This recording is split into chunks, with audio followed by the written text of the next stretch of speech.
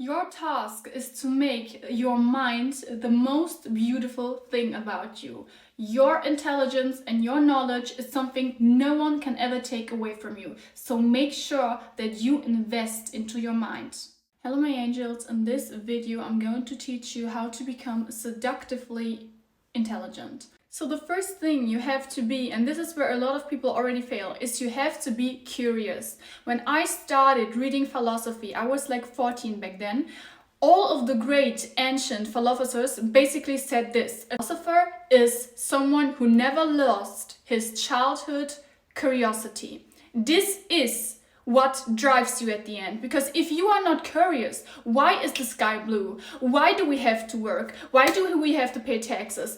Why do I have to plant this seed into this earth? Why do flowers bloom? Then your mind is basically at the point where you accept everything in life as it is. You don't have the desire to question your reality. You don't have the desire to get to the point where you question your own belief. So nurture this curiosity within yourself. Because if you are not curious about how the world around you is functioning, how do you supposed to be full of desire for getting new knowledge?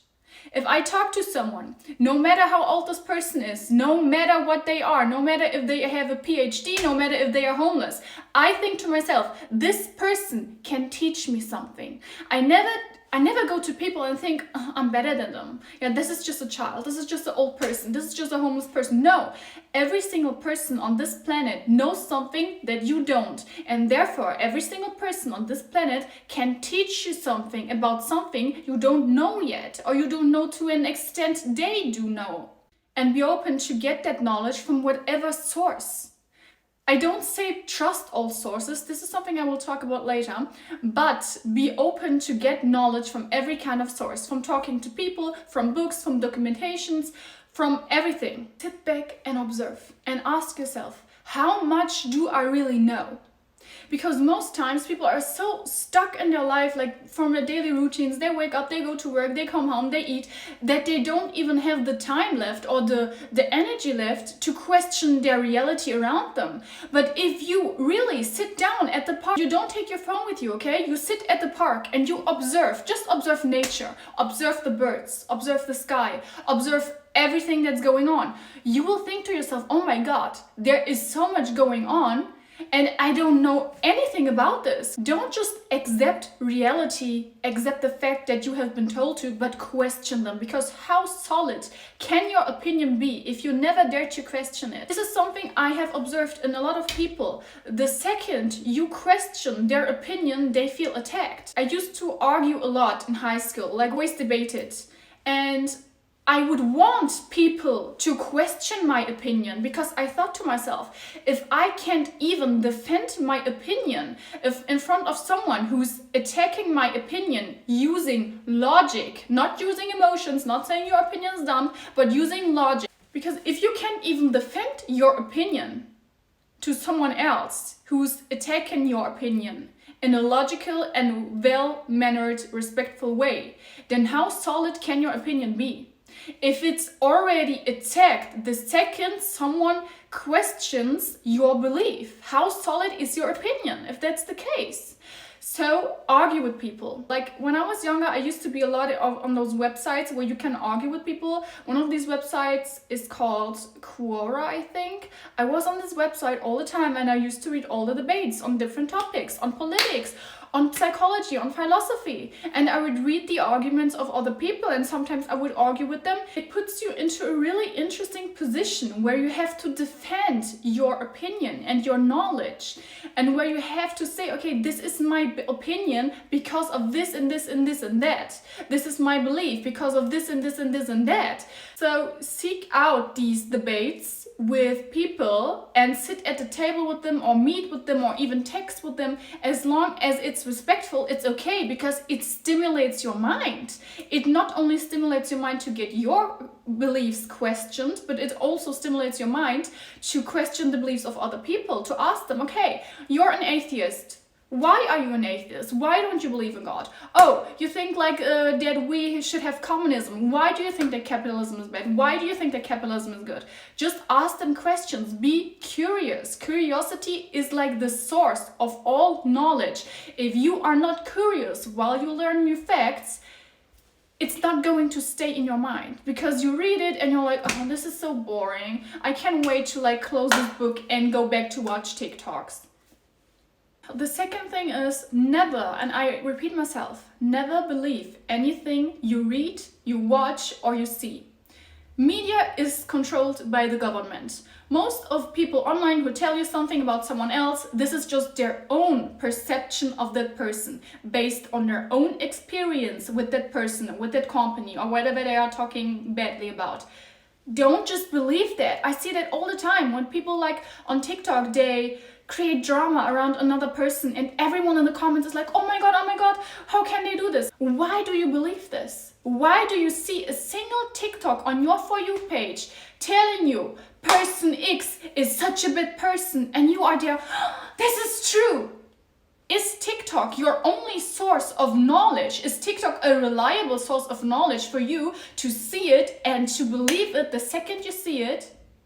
Please have some self-respect by not believing anything you see, especially not on TikTok, especially not on social media. Do your own research. Never allow someone else to form your opinion for you. This is how you use your free will, okay? By saying, okay, this is your opinion. Thank you for letting me know these informations, and now I'm taking my time and I'm forming my own opinion, because I don't have to adapt your opinion. You don't have to adapt the opinion of anyone around you. Even if the government is telling you, you have to believe this, and this is the bad guy, and this is the good guy, and you have to believe this. No, I don't have to believe anything. I don't have to believe anything. Media is used to control people, because you can control a huge amount of people, of masses of people, by controlling the media, by controlling what they see every day when they turn on TV, by controlling what they hear every day when they turn on the radio. This is the most powerful tool of manipulation. In this way, you can influence their whole mind. And if you influence their mind and their opinion about the situation or about the person,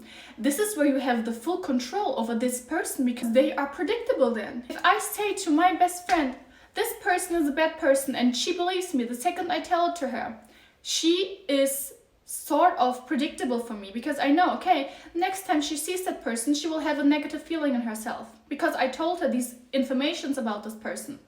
Never believe anything, okay? Think for yourself. You have a brain and you can use it. You don't have to borrow the brain or the opinion of anyone else if you don't like this opinion.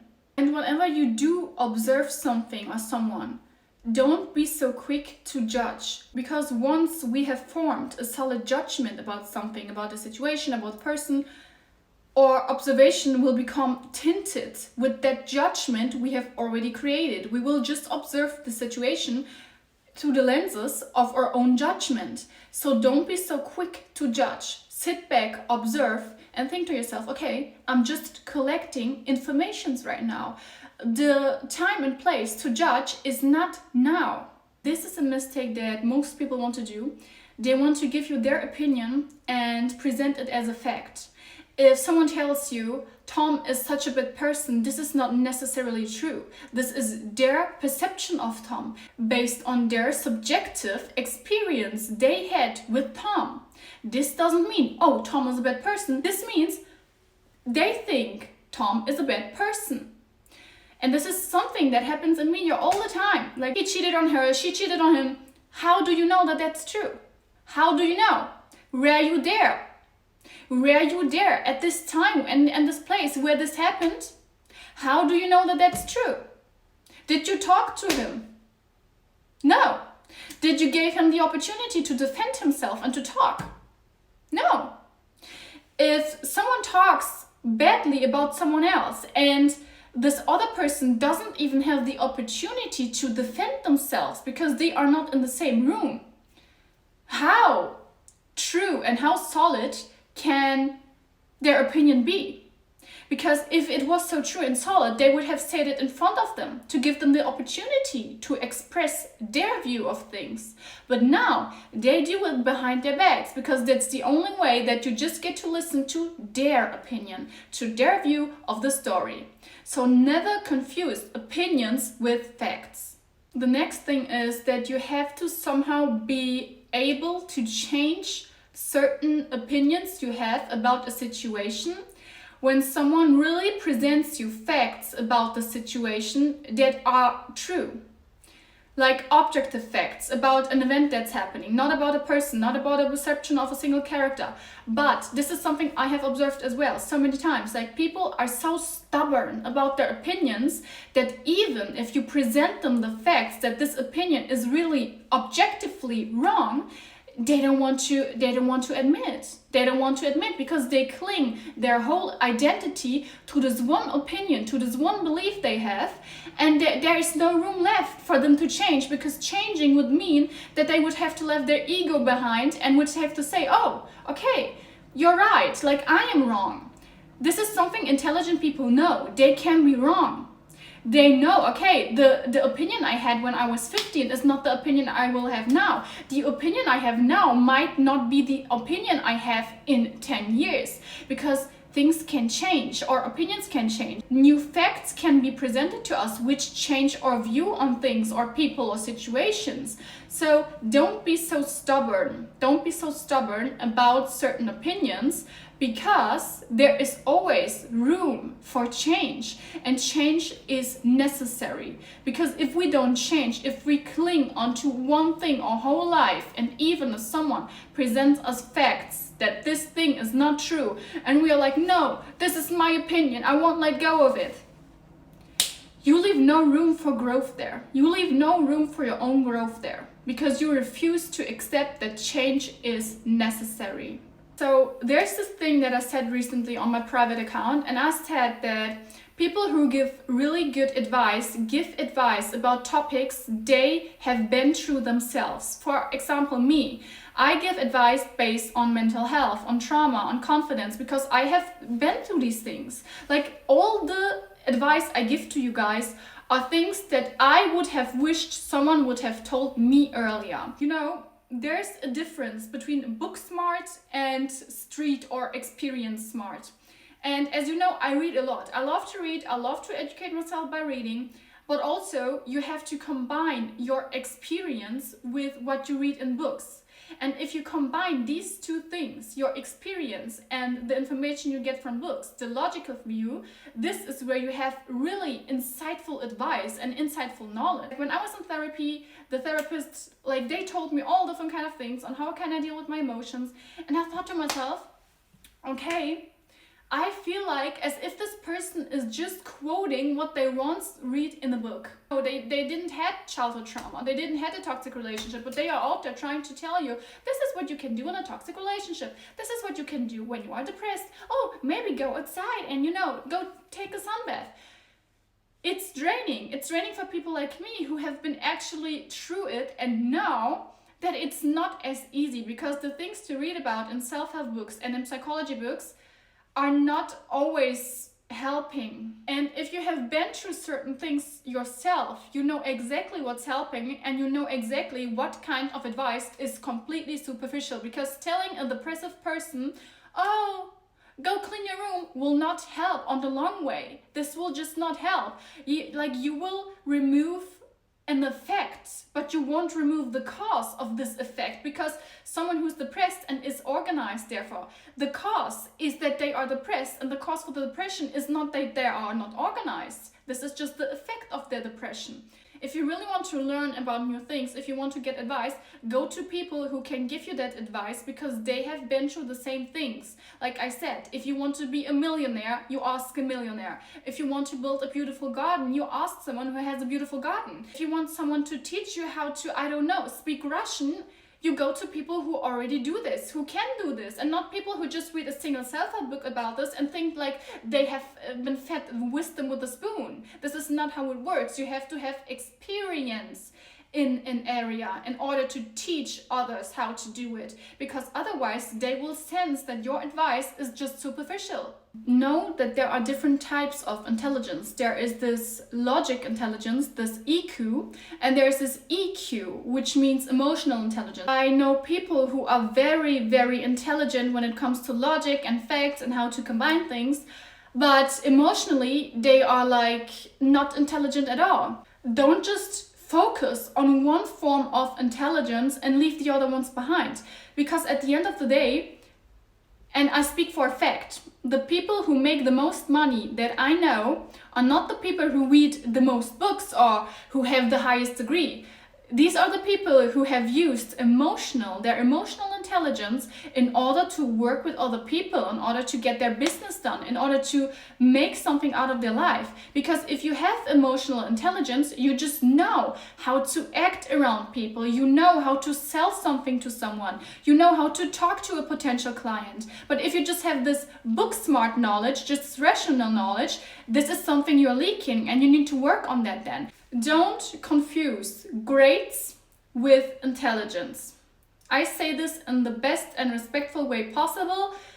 You being good in school means that you have the ability to be very disciplined and to learn. But it doesn't really say anything about how intelligent you are. Like maybe to a certain extent, but not above this. I did an IQ test once when I was younger in a psychiatry. And my IQ is very, very high above the average. I won't tell you because I don't really think that the IQ is that solid or a good source for your actual intelligence. There are a lot of different factors which can, change the result of an IQ test. But I was like, until the 10th grade, I was the best person in my class. I was like, without learning, I was just always the best in class. After that, when I changed school, I got really, really depressed and I had to fight with things in my life, and therefore I wasn't the best anymore. I wasn't even good anymore. Why? Not because I'm not intelligent or because, I'm dumb, but because I had problems in my life who were keeping me from using my whole potential. Because if your brain is in a traumatic atmosphere, if your brain is facing difficult things, like if you are facing depression, your brain will use most of your energy to survive, to keep yourself alive, because you're fighting against the urge to vanish from this earth every day. And therefore, there is no much energy left for learning, for sitting down and, reading a book. So even if you don't do good in school right now, know that this says nothing, I repeat, nothing about your intelligence. This says something about a lot of different things, about your mental health maybe, about your discipline, but it doesn't say anything about your intelligence. Next question I always get from you guys is, how do I remember what I read? How can I really use my knowledge? Because most people, they read a book, and when they close that book, maybe like 2% of that knowledge is left in their brain. And there's this one thing, okay? I always do. When I learn about a new topic, the first thing I do is I educate my friends about that topic, because there is no better way than remembering what you learn at the moment, than teaching others about this, telling others about this, make PowerPoint presentations about this. You are forced to explain what you have just read, you are forced to explain what you have just learned to another person, and this is a way for you to repeat your knowledge and to see, okay, I really do understand this because I can explain it to someone else. Like, note it down, make PowerPoint presentations, explain it to other people, ask other people for their knowledge about this. This is the way you can make sure that you really make this knowledge stick into your brain. And whenever you feel like you forget about it, just go through your notes, go through your PowerPoint presentations. Like, for every book you read, you could make a cute little PowerPoint presentation. And you can watch this presentation whenever you have the feeling of, oh, I don't really remember what I read anymore. My father always told me, from when I was a child, he always told me, people can and will take everything from you. They can take your money, they can take your car, they can take your family. Everything can be taken away from you. But there's one thing that no one can take away from you. And this is your knowledge. This is what you feed your mind with and what you put into your brain. Therefore, your mind has to become the richest place of everything. It's not helping if you decorate your external environment with big bags, like expensive cars, and I don't know. But the moment someone takes everything of this away from you, there's nothing left because you never feed your mind. So really learn to feed your mind and stay curious, stay open, ask questions, be curious about everything. Thank you so much for watching my videos, guys. I love you, and please take care of yourself.